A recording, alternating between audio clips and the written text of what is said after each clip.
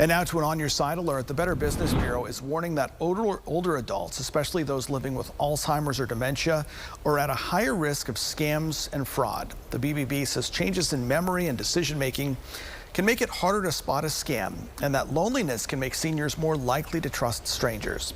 They urge families to talk now about safety, never give out personal information, hang up on strange calls, and slow down if someone demands money right away.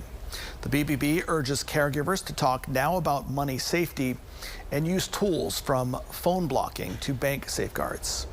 A lot of financial institutions now offer the ability to have a trusted contact. So if someone comes in and tries to take out a large amount of money or do something that doesn't fit with their behavior, their needs, they can reach out to that trusted contact to try to figure out what is going on in that situation.